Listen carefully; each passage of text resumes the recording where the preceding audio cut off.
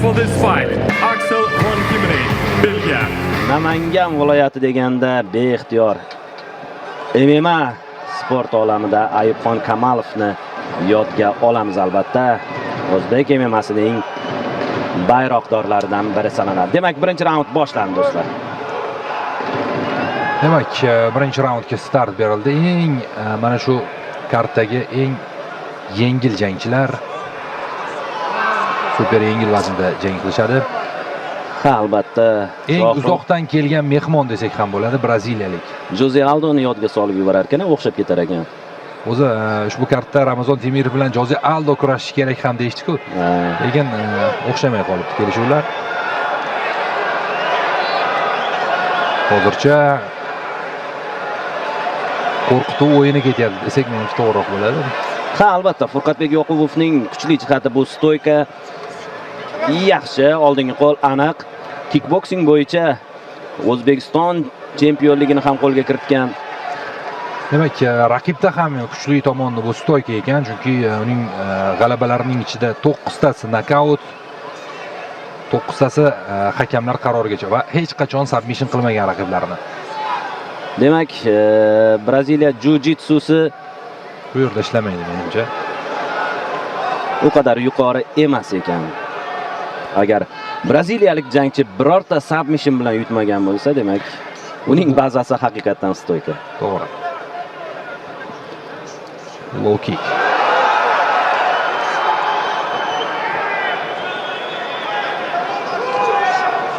Ehtiyot bo'lish kerak baribir. Furqatbek Yoqubov UFC'ga yaqin kelgan jangchi hisoblanadi. Albatta. The Ultimate Fighter, ya'ni TUF shousidan qatnashib, afsuski omad kelmagan o'shanda. Adashmasam Idris Alibiga yutqazib qo'ygandi. Alibi Idris bilan jangda omad kelmagan.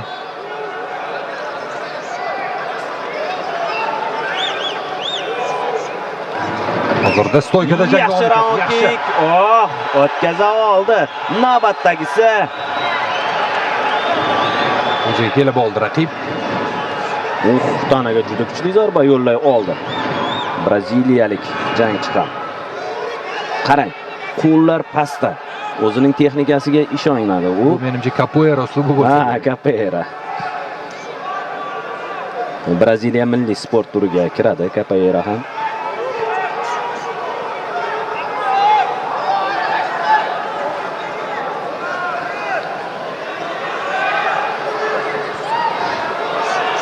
Yaxshi, oldingi qo'lda faol ikkilik zarbasi. Yoqubov o'ng qo'l zarbasi. O'ng qo'l o'tkaza oldi. Yon tomondan yo'llangan zarba, yana bir jeb, aniq. Yoqubov navbatdagi raund kick. Mana bu yerda ortidan yurib uryapti.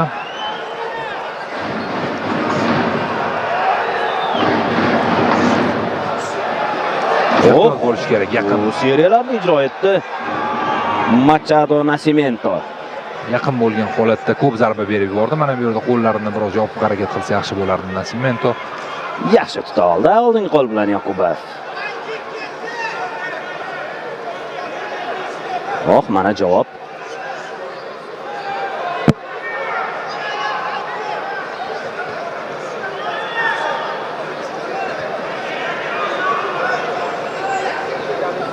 Overhand o'tmadi. Furqatbek Yoqubovning o'ng ko'zi biroz qizargan. Nascimentoda esa hammasi joyida hozir. Yaxshi low kick.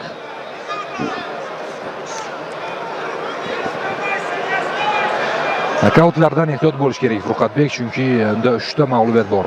Texnik nokautlardan. Tuta oldi. Yoqubov hujumni davom ettirmoqda. Tizza zarbasi. Chap berib qo'ygan g'arib. Qocha oldi. High kick. Orqasidan qo'shib yubordi o'ng qo'ldan. Navbatdagi aylanma zarba.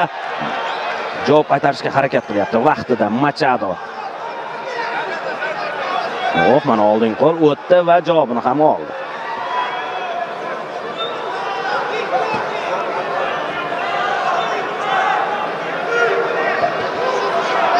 Jab zarbalar bilan oldinga boryapti Furqatbek.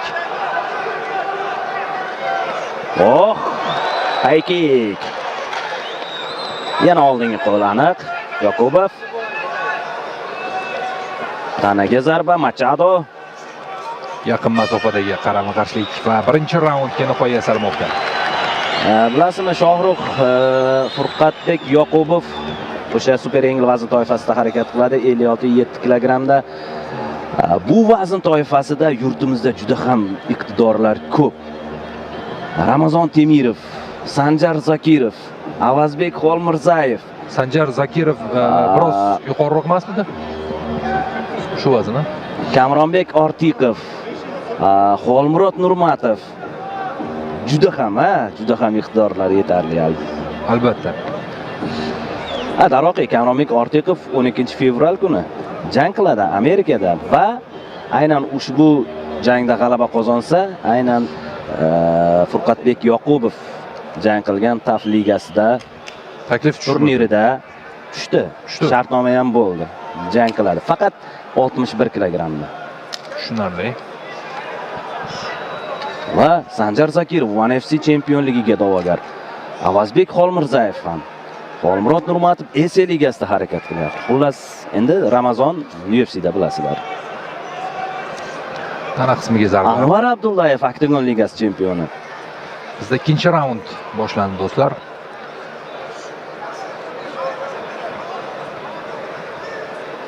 Eslatib o'tamiz. Furqatbek Yoqubov hamda Machado Nascimento 59 kilogram vazn toifasida o'tkazib yubordi.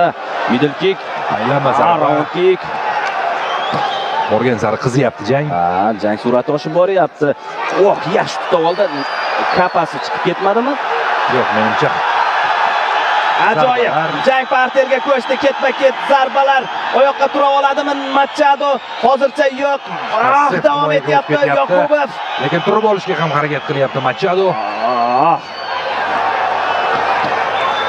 Yana bir tizza zarbasi ko'ramizmi? Yo'q. Mana bunda. Qanday ajoyib zarba. Davom etadi bosim. Referi aralashadi, menimcha aralashadi.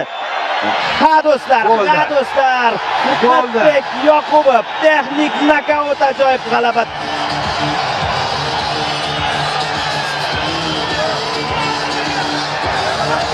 Ajoyib g'alaba Furqatbekdan.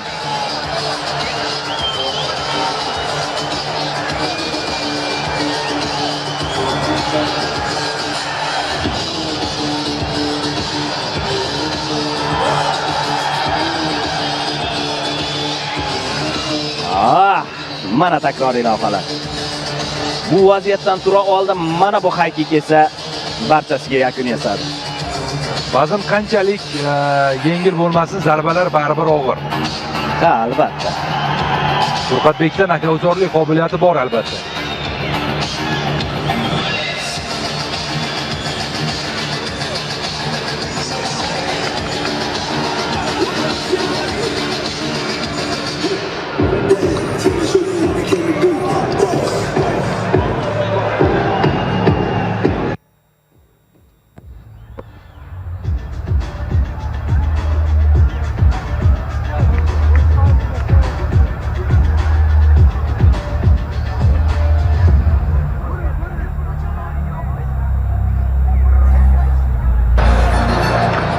Demak, g'olib rasmiy tarzda e'lon qilib beriladi. Referi qo'llarini ko'tarib qo'yadi. Arena esa mamnun, albatta. Yorqin nokaut bo'ldi chunki.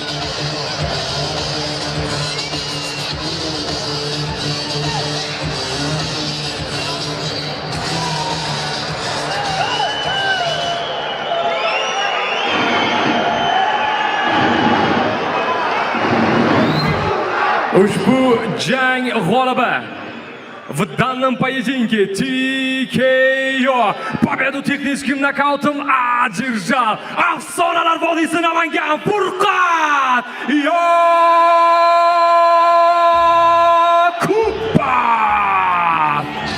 Juda ham emotsional tarzda Furqatbek Yoqubov g'alabasini nishonlayapti. Kecha matbuot anjumanida aytib o'tgan gaplari yodingizdami? O'sha kameraga qiziga ertaga popkornni tayyorlab, jangimni tomosha qilib albatta. Va g'alaba qozonaman deya aytib o'tgan. Furqatbek Yoqubov. Без комментариев. Твой момент.